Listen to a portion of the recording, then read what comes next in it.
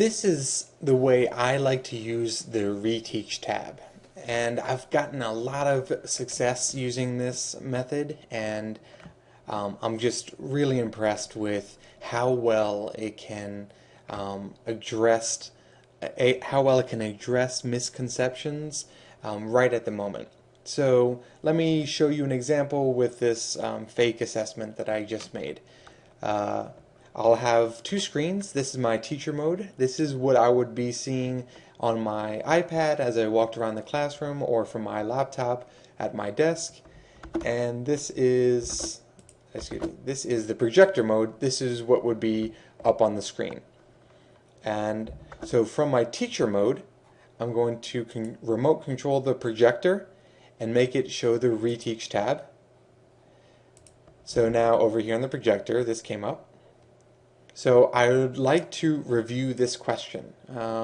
Actually, let's say this question, number 2, because if over 80% was going on, I might not choose to do a full group remediation. I might break out into smaller groups. But with question 2, with fewer than 71% of students getting the correct fewer than 80%, which is my personal standard for full group remediation at least, then I would target this question. On my screen, I'm going to go to the Reteach tab as well. And I'll scroll down to question number 2, and I can see this is yellow. Again, my color coding scheme, something that needs to be reviewed. And I'll see that these students had the same misconception, and these students had the same misconception. So, or seemingly the same. At least they chose the same incorrect answer. And if I artfully selected this wrong answer to try to draw out a certain misunderstanding, they may indeed share that misunderstanding. So what I'd like to do is I'd say, hey Gus, could you explain why A is the best answer? And Gus might, look around and maybe ask for help from one of his neighbors, or he might just say, I don't know.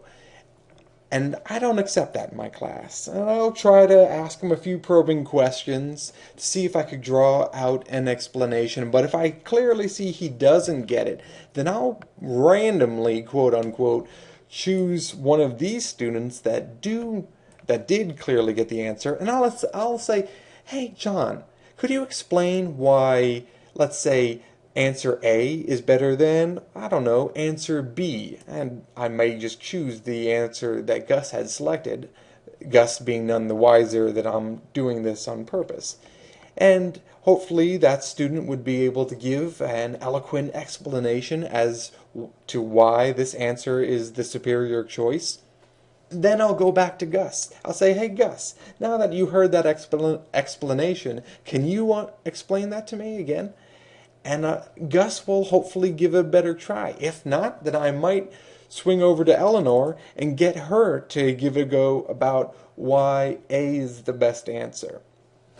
I'll keep at it and I'll keep at it, and once they've been able to answer and finally explain why this is the best answer, I'll go and I'll duplicate this whole assessment and make everyone do it all over again real quick, just so they lock in that correction.